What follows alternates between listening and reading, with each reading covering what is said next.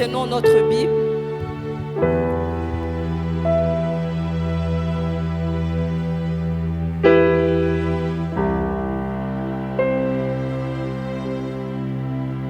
Dans le livre de Luc 8,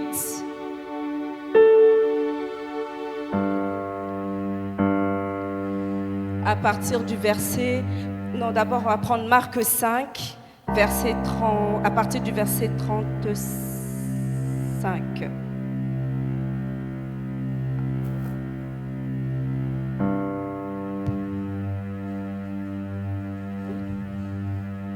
Marc 5, à partir de son verset 35. Comme il parlait encore, survint de chez les chefs de la synagogue des gens qui dirent « Ta fille est morte, pourquoi importuner davantage le maître ?» Mais Jésus, sans tenir compte de ces paroles, dit au chef de la synagogue « Ne crains pas, crois seulement. » Et il ne permit à personne de l'accompagner, si ce n'est à Pierre, à Jacques et à Jean, frères de Jacques. Verset 38. Ils arrivèrent à la maison du chef de la synagogue, où Jésus vit une foule bruyante, et des gens qui pleuraient et poussaient de grands cris. Il entra et leur dit « Pourquoi faites-vous du bruit ? Et pourquoi pleurez-vous ? L'enfant n'est pas morte, mais elle dort. » Verset 40. Et il se moquait de lui. Ayant fait sortir tout le monde, il prit avec lui le père et la mère de l'enfant et ceux qui l'avaient accompagné. Et il entra où était l'enfant. Il la saisit par la main et lui dit « Talitha koumi », ce qui signifie « Jeune fille, lève-toi, je te le dis ». Au verset 42, aussitôt la jeune fille se leva et se mit à marcher, car elle avait 12 ans. Et ils furent tous dans un grand étonnement. Amen. Nous pouvons lire aussi Luc 8, avant de nous asseoir, à partir du verset 49. Je peux lire. Comme il parlait encore, survint de chez le chef de la synagogue quelqu'un disant « Ta fille est morte, n'importune pas le maître. » Mais Jésus, ayant entendu cela, dit au chef de la synagogue « Ne crains pas, crois seulement et elle sera sauvée. » Lorsqu'il fut arrivé à la maison, il ne permit à personne d'entrer avec lui, si ce n'est à Pierre, à Jean et à Jacques, et au père et à la mère de l'enfant. Tous pleuraient et se lamentaient sur elle. Alors Jésus dit « Ne pleurez pas, elle n'est pas morte, mais elle dort. » Et il se moquait de lui, sachant qu'elle était morte. Mais il la saisit par la main et dit d'une voix forte « Enfant, lève-toi. » Et son esprit revint en elle, et à l'instant, elle se leva. Et Jésus ordonna qu'on lui donnât à manger. Amen. Nous pouvons nous asseoir.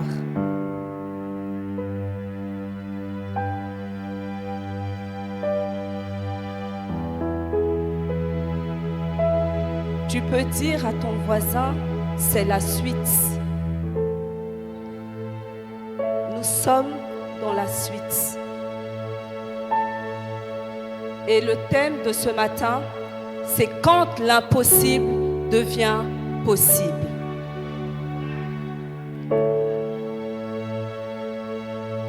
Donc, j'ai dit c'est la suite. Je vais revenir un peu en arrière pour qu'on se rappelle, juste un peu, qu'on se rappelle de l'histoire. Donc, Jésus et ses disciples reviennent de Guédara. Et ils se trouvent au bord de la mer. Et Jésus est en train d'enseigner. Il y avait une foule qui était autour de lui.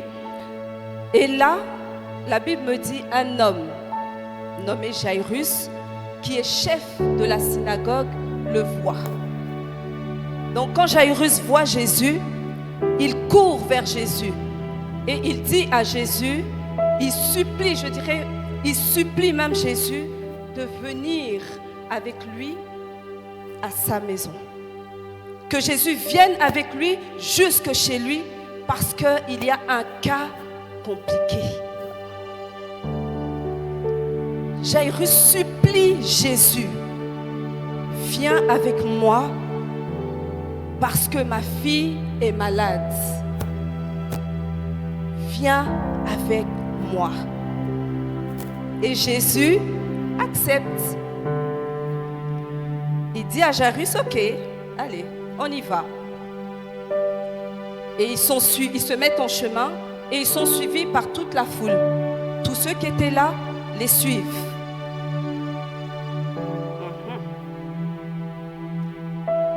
Et là, les Jairus. Ce matin, nous sommes tous des Jairus en ce lieu. Ce matin, je répète, nous sommes tous des Jairus en ce lieu. Jairus ignorait que dans cette grande foule qui les suivait, il y avait quelqu'un de spécial qui était là. Il y avait une personne qui détenait quelque chose de spécial en elle, c'était une grande foi. Jairus ignorait cela.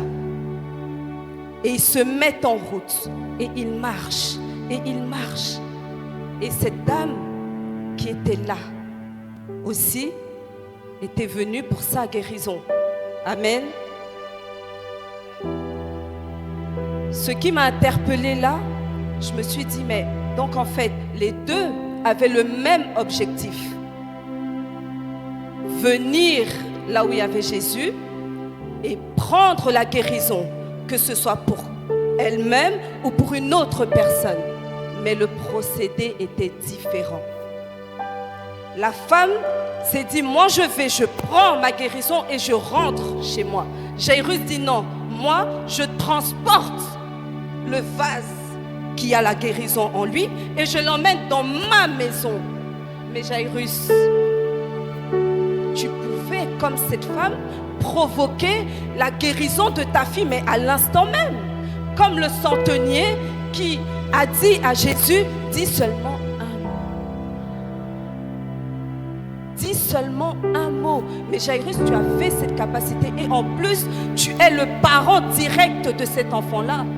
Donc, il n'y avait même pas de barrière, même pas de limite. S'il a pu le faire pour le centenier, mais et toi alors? Et toi alors, Jairus? Et toi alors, Jairus? Là, tu avais le miracle directement là sous tes yeux. Alléluia. Alléluia.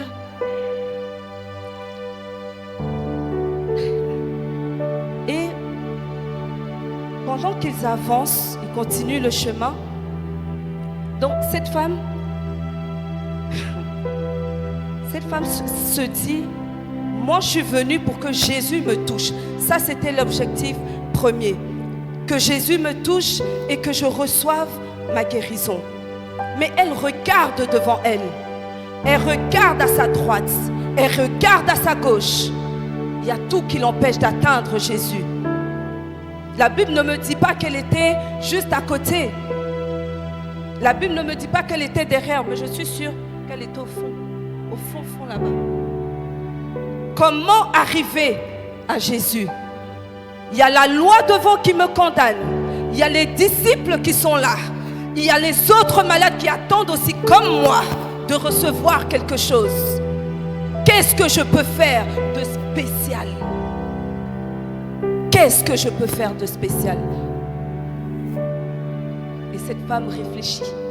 Elle réfléchit. Elle regarde. Et elle se dit en elle-même. Elle se dit en elle-même. Se dire en elle-même ici, c'est quoi?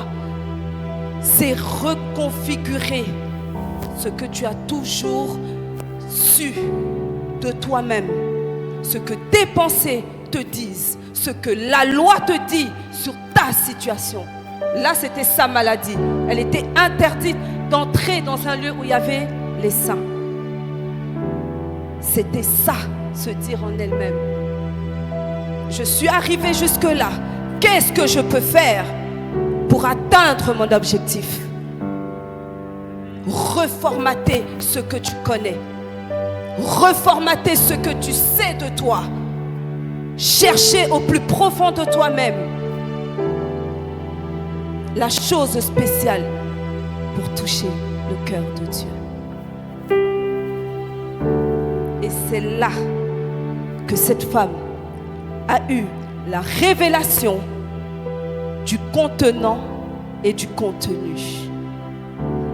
Elle s'est dit, cet homme, c'est Jésus. J'ai entendu qu'il faisait des miracles, qu'il guérissait. Mais si moi, je ne peux pas atteindre ce Jésus-là, si moi, je ne peux pas arriver devant lui pour que cet homme puisse tendre la main sur moi et me guérir, alors je vais le toucher moi-même. Comment? Je ne sais pas. Mais je vais le toucher. Je dis, je vais le toucher. Répète avec moi, je vais. Ce matin, en ce lieu, nous allons toucher Jésus par nous-mêmes. Je vais le toucher. S'il peut toucher avec sa main et guérir, c'est que ce qu'il porte transporte quelque chose aussi. Elle regarde, elle regarde, elle regarde. Elle voit que sur la gauche, le pan de la robe du Seigneur est un peu... Elle dit, ah, voilà mon chemin qui est là. Voilà mon chemin qui est là.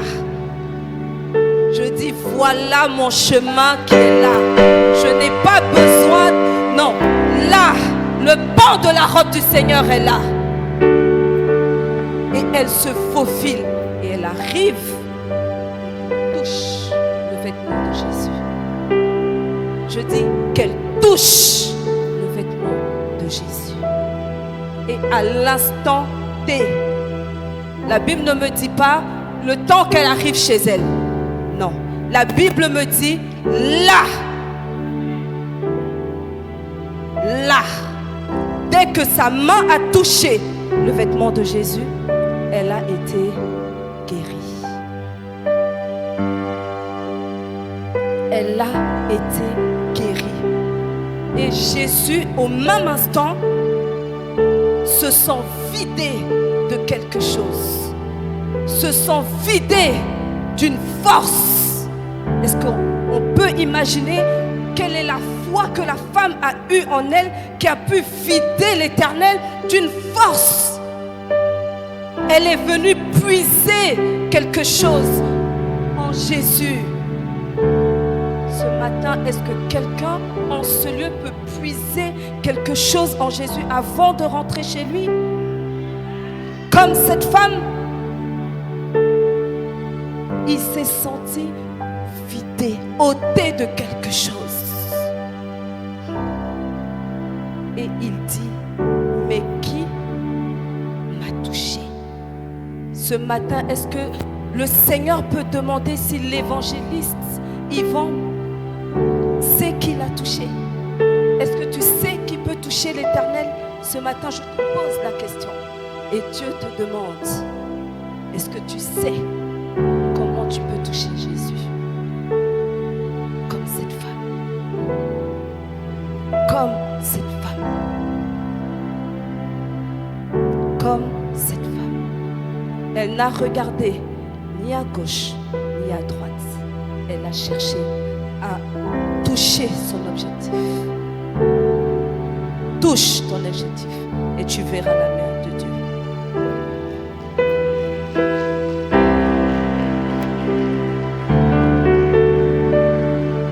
Jésus demande, qui m'a touché?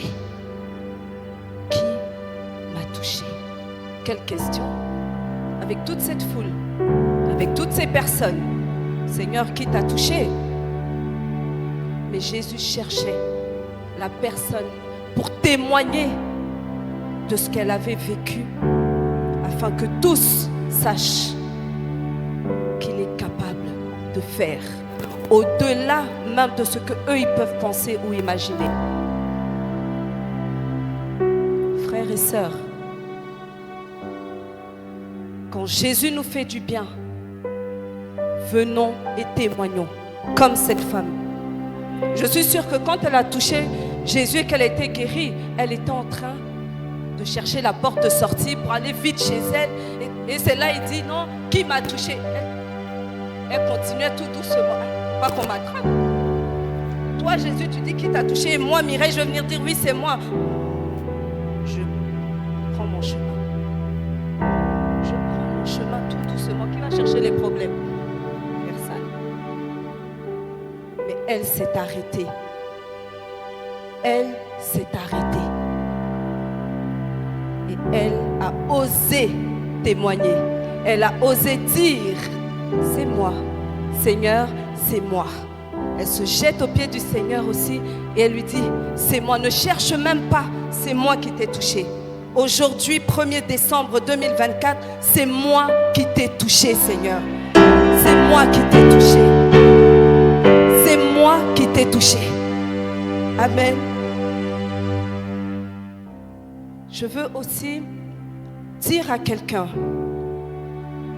que la vie chrétienne, dans la vie chrétienne, tu auras de bonnes nouvelles, mais tu auras aussi des mauvaises nouvelles elles peuvent se chevaucher, elles peuvent arriver l'une après l'autre, même en même temps.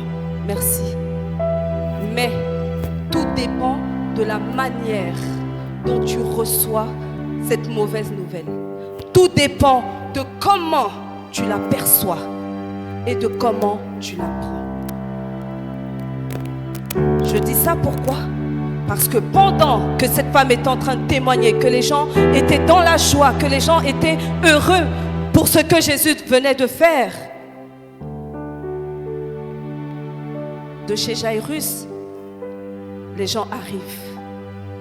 De chez Jairus, les gens arrivent. Et pourtant, Jairus était là, à côté de Jésus, en train d'écouter le témoignage de la dame. Et je suis sûre qu'il était même tout heureux en se disant, oh, c'est que pour ma fille, c'est géré. Oh, c'est géré, il va faire. Là, oh, c'est rien. Mais il était là et il ne savait pas que la nouvelle arrivait. Et donc, pendant qu'ils sont en train de parler, pendant que la femme parle, tout le monde est là, tout le monde est là. Dis avec moi, c'est gâté. Mais gâté de chez les gâtés. Là, non, on peut, non, c'est bon. Oh, c'est ça. Les transporteurs de mauvaises nouvelles sont arrivés. Ils sont arrivés. Et ils n'ont même pas cherché à réfléchir, à se dire non, bon, comme il y a la joie, on va attendre. Non, hein, non. Je dis tout de suite. Jairus, viens, pardon.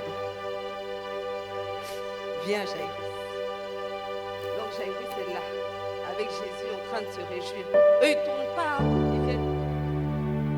Ta fille est morte. Jairus, ta fille est morte.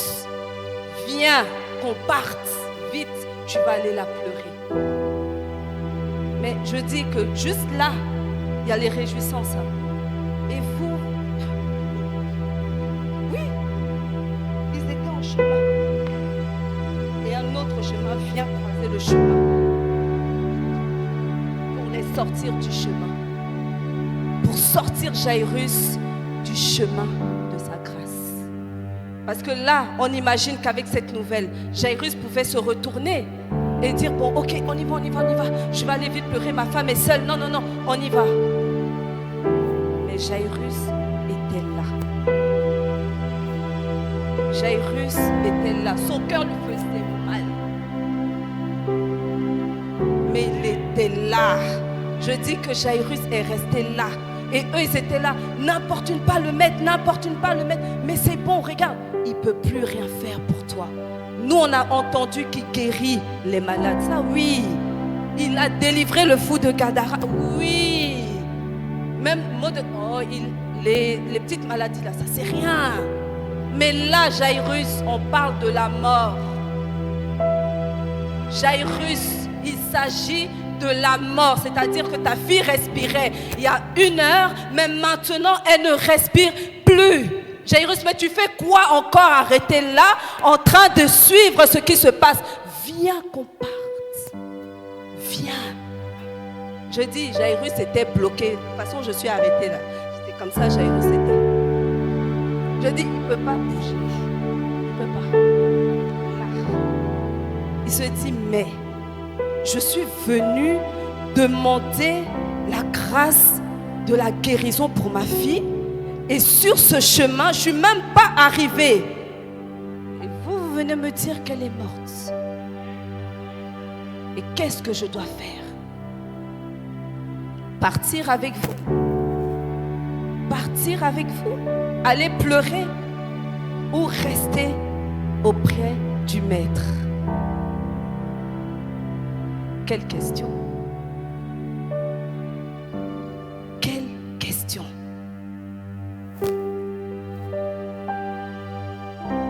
On pourra rencontrer des oppositions dans notre vie, du découragement dans notre vie, des personnes qui ne vont pas toujours être contents pour nous. Quel que soit ce que tu as, même dans le malheur, je dis, même là encore, ils ne sont pas contents parce que ce n'est pas suffisant. Ils auraient voulu que ce soit pire. Je dis, quand ils ont quitté chez Jairus, ils pleuraient. Mais quand ils sont arrivés, ils auraient pu avoir un peu de sensibilité et se dire, bon, on va quand même le prendre doucement. Mais ils n'ont pas pensé à ça. Ils n'ont pas pensé à ça. On est venu pour t'annoncer, on t'annonce. Ben oui, ils sont venus pour annoncer. Alors oui, nous aurons toujours des oppositions. Mais encore une fois, le plus important, c'est de savoir garder nos yeux fixés sur notre objectif premier, fixés sur Jésus, fixés sur la gloire de Dieu. Ici, l'objectif premier de Jairus, c'était que Jésus arrive dans sa maison et que Jésus guérisse sa fille. Donc il ne pouvait pas bouger. Si vous voulez, dites-moi même que ma maison s'est envolée avec ma fille, ma femme. Je dis, je reste là. Parce que j'ai dit que cet homme arriverait chez moi. Il arrivera chez moi. Il arrivera chez moi, coûte que coûte. Jairus était peiné, hein? Il avait mal, c'est un papa. Mais il dit, je suis venu le chercher pour arriver chez moi. On arrivera chez moi. On arrivera chez moi. Donc, Jésus entend les transporteurs de bonnes nouvelles là, et il se tourne vers Jairus. Il dit à Jairus, Jairus, toi ne crains pas. Je dis, toi ne crains pas. Jairus ne craint pas. Je dis, ils étaient à côté, hein, toujours en train de tirer le bras de Jairus. Allez, viens, on y va. Jésus dit, Jairus, toi ne crains pas, mais crois seulement et ta fille sera sauvée. Crois seulement et ta fille sera guérie. Ce matin, moi je viens te dire à toi aussi, crois seulement et ta situation sera sauvée. Crois seulement et ta vie sera sauvée. Crois seulement et la guérison sera pour toi. Crois seulement et le miracle sera aussi pour toi. Crois seulement et ce que tu cherches sera aussi pour toi. Jairus, crois seulement. Eux ne croient pas en moi. Eux, ils doutent de moi. Mais toi, qu'est-ce que tu savais de moi, Jairus? Qu'est-ce que tu savais de moi? Si ce n'est ce que les autres ont dit. Il fait tel miracle, il fait ceci. Tu es chef de la synagogue. C'est comme si aujourd'hui on peut dire un homme de Dieu. Tu sers dans la synagogue, mais tu n'as pas regardé cela. Tu es venu, tu t'es jeté à mes pieds. Jairus, eux ne me connaissent pas. Laisse-les parler. Laisse-les dire. Mais moi, ce matin, je te dis, Jairus, on va chez toi. J'irai dans ta maison. J'entrerai dans ta maison. Pas à cause d'eux, mais parce que tu m'as montré. Jairus, t'aurais pu partir, mais tu es resté. Alors, moi, le Seigneur, j'irai avec toi dans ta maison. J'irai avec toi dans ta maison. Jésus regarde Jairus et dit, le miracle est encore possible. Eux me limitent à la guérison, mais ils ne savent pas qu'en moi se trouve toute la plénitude de Dieu. Ils ne savent pas. Ils ne savent pas. Je te dis ce matin, je répète, que le miracle est encore possible. Même si ce que tes yeux voient pour l'instant ne ressemble à aucun miracle, mais le miracle est encore possible. La restauration est encore possible. La guérison est encore possible. Avec Dieu, tout est encore possible. Ne crains rien et continue de croire. Continue de croire. Continue de croire. Il n'y a rien qui va. Continue de croire. Tout est gâté, fini, mélangé. Continue de croire. Car le miracle est encore possible. Après avoir renforcé Jairus, Jésus se tourne et il prend avec lui 3 disciples. Mais ils sont 12, non? Mais Jésus en prend que 3. Pourquoi? Jésus n'en prend que 3. Je peux dire aujourd'hui que pour nous, ce chiffre 3, c'est la Trinité. Le Père, le Fils et le Saint-Esprit. C'est ceux avec qui nous devons marcher tous les jours. Le Père, c'est l'être suprême. Le Fils, c'est celui que le Père nous a envoyé et qui est devenu un défenseur pour nous, qui est devenu un arbitre pour nous, qui est devenu un intermédiaire entre le Père et nous. Et le Saint-Esprit, qui est le oui et le amen de Dieu. Le Saint-Esprit, c'est celui que Dieu envoie quand il a accepté nos demandes. C'est le Saint-Esprit qui agit dans nos vies. Donc nous ne pouvons pas marcher sans ces 3 amis. Je nous exhorte tous, autant que nous sommes ici, à marcher avec le Père, le Fils et le Saint-Esprit. Amen, amen, amen. On peut acclamer l'Éternel.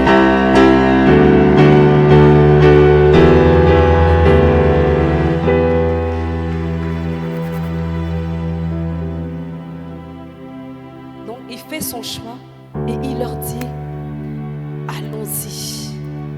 On a une autre dimension à expérimenter.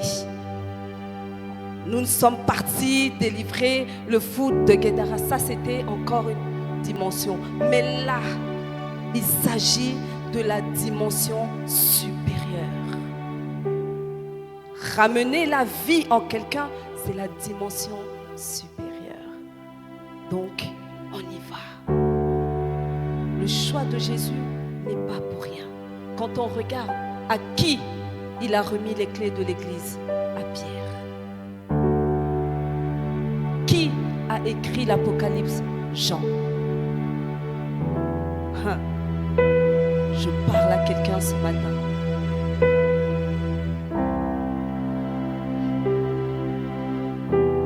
Ils poursuivent donc enfin la route pour arriver chez Jairus. Non, est-ce que quelqu'un peut acclamer le fait qu'il soit enfin arrivé chez Jairus?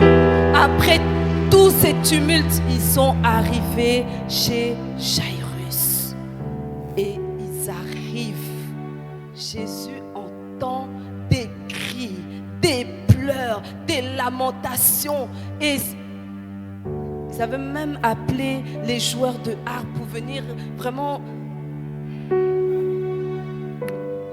Voilà. Tout le monde était là. Vous savez, il y a toujours des gens pour pleurer. Hein. Donc là, dès qu'ils ont entendu Maman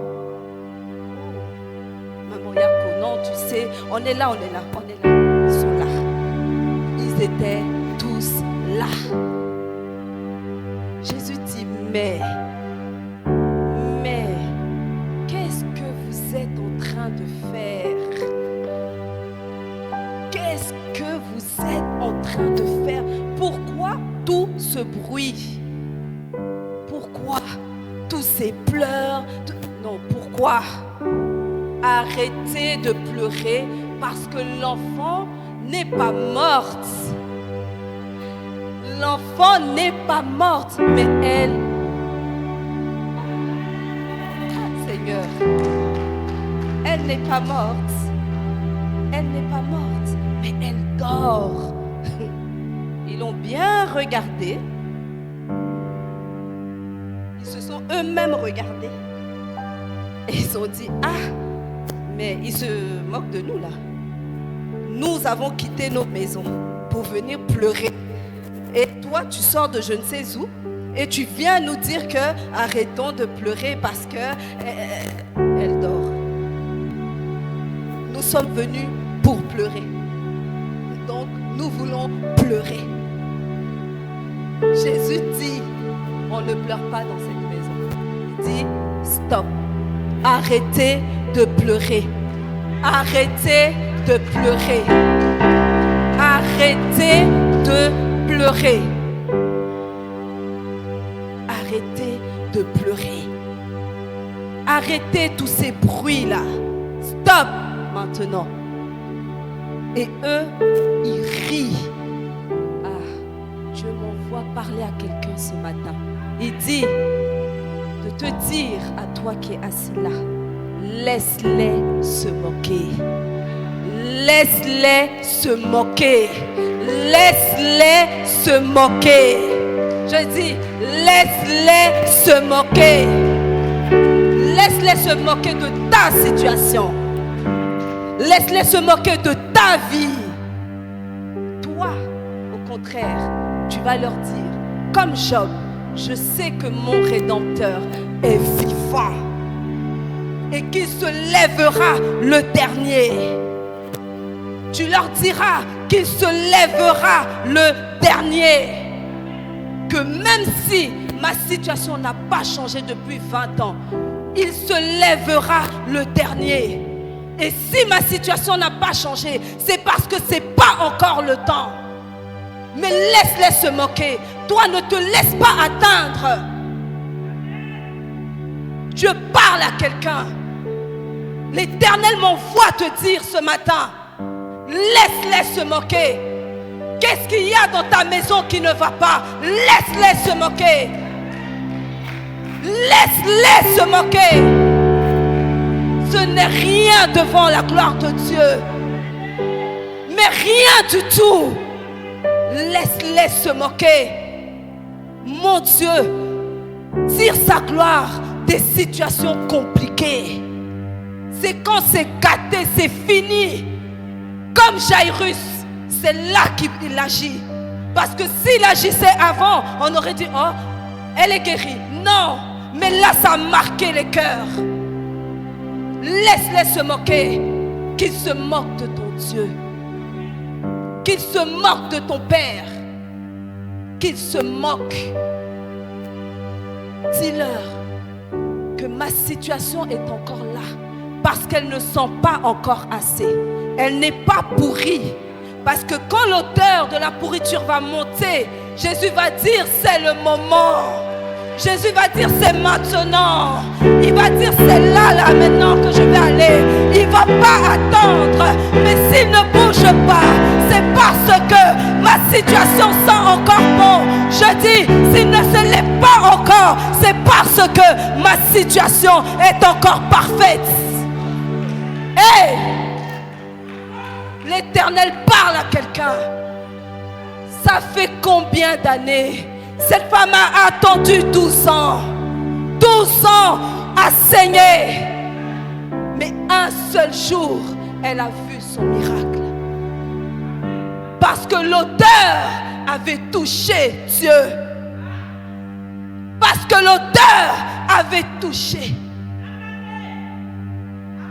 Alors laisse-les se moquer. Je nous parle à tous. Laissons-les se moquer. On n'a plus d'église d'après eux. Laissons-les se moquer. La gloire de la seconde maison sera plus grande que celle de la première. Jésus est la source intarissable. Et quel est le nom de ton église? La source intarissable. Alors tu peux aller, tu peux venir, tu trouveras toujours de l'eau. Après combien d'années? Combien d'années de souffrance? Combien d'années de peine?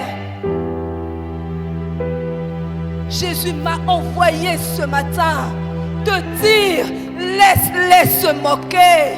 Moi j'aime qu'ils se moquent. Il aime quand les gens se moquent. Alors laissons-les se moquer. De nous, de nos maisons, de nos familles, de nos enfants. Laissons-les se moquer. Laissons-les se moquer. Nous reconnaissons notre identité en Christ. Parlons, mais avec force. Quand ils se moquent, donne-leur une réponse. Donne-leur une réponse. Dis-leur, mon Rédempteur est vivant. Qu'est-ce que Job n'avait pas?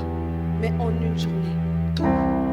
Mais avec ça, il dit, mon Rédempteur est vivant. Alors toi, qu'est-ce que tu vis? Qu'est-ce que tu as eu que tu n'as pas aujourd'hui? Laisse-les se moquer. Laisse-les se moquer. Parce que ce que Dieu va faire dans ta vie les laissera dans l'étonnement. Peu importe le temps.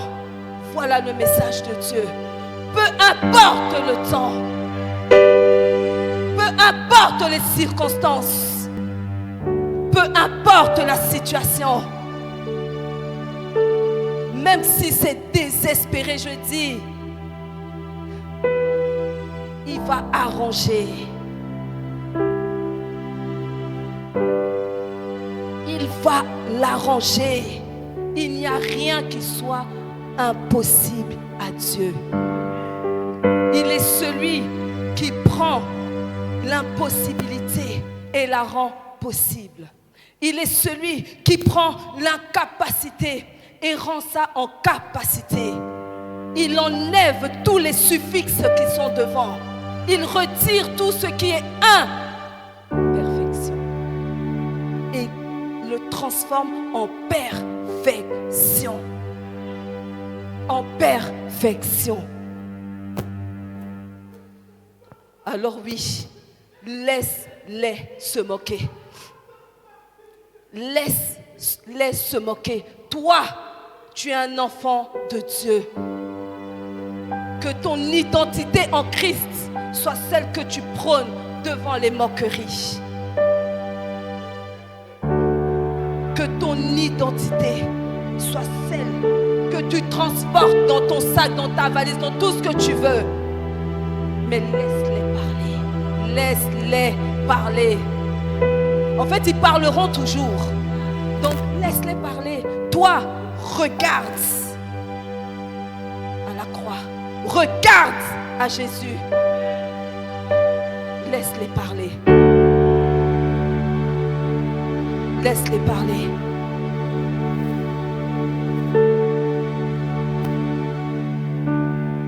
pendant qu'ils se moquaient de Jésus, Jésus leur dit, mais vous riez, riez, mais moi, l'Éternel, je ne suis pas arrivé dans cette maison pour écouter vos railleries. Je ne suis pas arrivé dans cette maison pour écouter ce que vous êtes en train de faire. Moi, je suis venu pour apporter la vie. Alors vous, dehors. Je dis, sortez. Vous n'avez rien à faire dans cette maison. Vos moqueries, allez les faire devant la porte. Mais à l'intérieur de cette maison, moi, je suis venu faire quelque chose. Alors vous, sortez. Et ce matin, Jésus met dehors tout ce qui est distraction dans ta vie. Jésus met dehors tout ce qui va t'empêcher de pouvoir voir la gloire de Dieu. Il met dehors tout ce qui vient à l'encontre de sa puissance dans ta vie. Il les met dehors. Il ne blague même pas avec ça. Il n'a pas cherché à discuter avec eux. Il n'a pas cherché à savoir, oui, mais pourquoi vous pleurez? Il dit stop, dehors. Et c'est comme ça qu'on doit parler. C'est comme ça qu'on doit agir. Toi, dehors. Tu ne m'arranges pas, dehors. Tu ne fais pas partie du plan de Dieu pour ma vie, dehors. Même si ce sont les amis, dehors. Même si c'est ton copain, dehors. Que ce soit ta copine, dehors. Tu ne fais pas partie du plan de Dieu pour ma vie, tu restes dehors. Tu restes dehors. Non. Jésus n'était pas venu plaisanter. Il n'était pas venu plaisanter. Alors pourquoi nous allons accepter ce qui n'est pas acceptable? Pourquoi? Non, dehors. Là, il y a un temps de gloire qui doit arriver. Vous venez distraire. Vous venez faire du bruit. Pourquoi? Mais quand vous faites du bruit comme ça, et que moi je parle à la fille, comment elle peut m'entendre? Comment elle peut reconnaître ma voix si vous êtes là en train de faire tout ce tumulte? Ah ben non.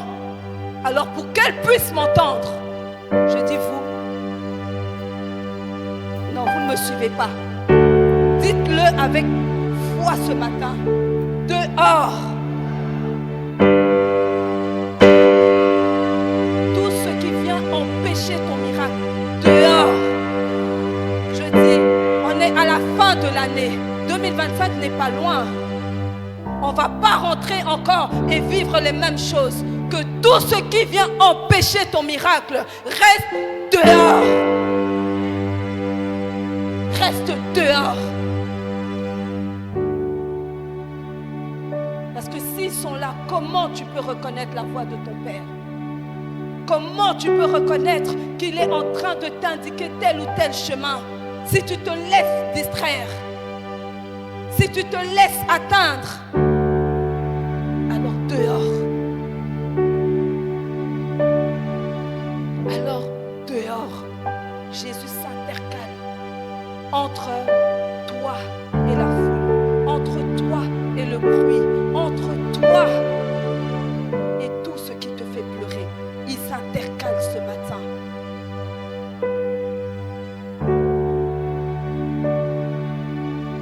Maintenant que la maison est déchargée de tout ce qui l'alourdissait, Jésus prend le Père, la mère et ses 3 disciples.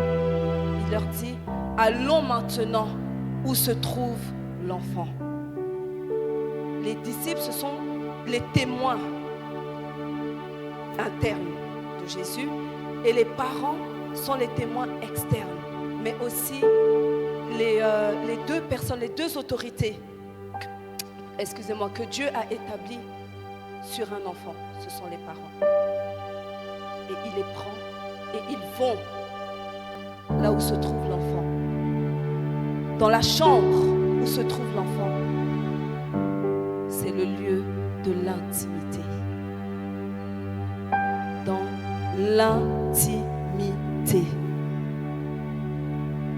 Il aurait pu, comme avec Lazare, s'arrêter dehors, c'était la même situation. Il aurait pu s'arrêter et dire, jeune fille, lève-toi. Elle allait se lever. Parce que Lazare était déjà intime de Jésus et ami de Jésus. Jairus devait apprendre, comme nous ce matin, à devenir intime de Jésus. Et donc c'est comme ça qu'il les prend et qu'il monte dans la chambre. La chambre, c'est notre lieu de rencontre avec le Seigneur. C'est notre lieu de rencontre. C'est dans cette intimité-là que Dieu va venir nous parler, que Dieu va venir nous donner il va venir nous donner des instructions. C'est dans l'intimité. C'est dans l'intimité. C'est pas en public. Pour que Lazare bénéficie de cette résurrection, c'est parce qu'il est rentré dans l'intimité du Seigneur. Alors rentrons tous dans l'intimité. Car c'est dans cette intimité-là que Dieu se révélera à nous. C'est dans cette intimité-là que Dieu se révélera à nous. Ils sont là maintenant, dans cette pièce. Ils sont au nombre de 7. Pourquoi je dis 7? Les 3 apôtres, Jésus, le Père, la Mère et l'enfant qui dort. Parce que moi je sais qu'elle dort. Donc ils sont 7. Le chiffre de la perfection. Et là maintenant, qu'est-ce qui peut empêcher le miracle d'arriver? Tout est réuni pour y arriver. Jésus tend la main, il prend la main de cette jeune fille et il lui dit: Talita Koumi, jeune fille, lève-toi, je te le dis. Lève-toi, je te le dis. Il appelle la vie en elle. Il rappelle la vie en elle. Ce qui était mort à côté d'elle revient à la vie ce matin. Ce qui était mort revient à la vie ce matin. Lève-toi. Où tu es couché, lève-toi. Ce n'est pas ta place. Lève-toi. Ce matin, je te dis, lève-toi. Lève-toi. Lève-toi. Là où tu es assis, ce n'est pas ta place. Mais lève-toi. Parce que le meilleur est devant toi. Parce que le meilleur est devant toi. Lève-toi. Jésus rappelle la vie ce matin au milieu de nous. Ce qui était mort revient à la vie. Ce qui n'existait pas existe ce matin. Talita Koumi, lève-toi, jeune fille. Je te l'ordonne. Je te l'ordonne. Là où tu es couché, ce n'est pas ta place. Là où tu es, ce n'est pas ta place. Que ceux qui étaient morts dans ta vie retrouvent vie aujourd'hui. Pas demain, mais aujourd'hui. Que tu sortes de ce lieu en ayant la vie en toi. Si ton mariage était mort, il revient à la vie. Si les études de tes enfants étaient morts, ils reviennent à la vie. Si ton travail était mort, je dis qu'il revient à la vie. Ce qui était mort revient à la vie ce matin. Est-ce qu'il y a quelqu'un dans ce lieu qui croit que ce qui était mort en lui revient à la vie? Que ce qui était mort en lui revient à la vie? Il est capable de faire. Rien n'est impossible aux yeux de Dieu. Rien. Rien n'est impossible. Jésus prend l'impossibilité et le rend possible. Que la vie revienne en nous ce matin. Que la vie revienne en nous ce matin. Que ceux qui étaient morts ressuscitent comme la fille de Jairus. Et même comme cette femme à la perte de sang, que nous revivions. Que nous revivions. Que nous revivions. Alléluia. Que nous revivions. Que ceux qui étaient morts reviennent à la vie. Que ceux qui étaient morts en nous reviennent à la vie. Nous allons nous lever et nous allons prier. Les anges de l'Éternel sont déjà là. La présence de Dieu est déjà effective. Toi, crois seulement. Sois comme Jairus ce matin. Crois seulement. Même si en sortant d'ici, tu sais que tu vas trouver des problèmes à la maison, mais tu crois que l'Éternel va arranger cela. Toi, crois seulement. Nous allons élever la voix et nous allons prier. Nous allons prier l'Éternel, le Dieu du ciel et le Dieu de la terre.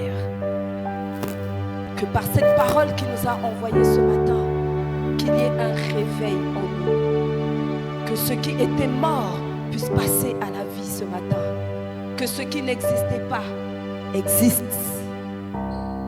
Que ce qui n'a jamais été créé dans notre vie le soit par la puissance de Dieu.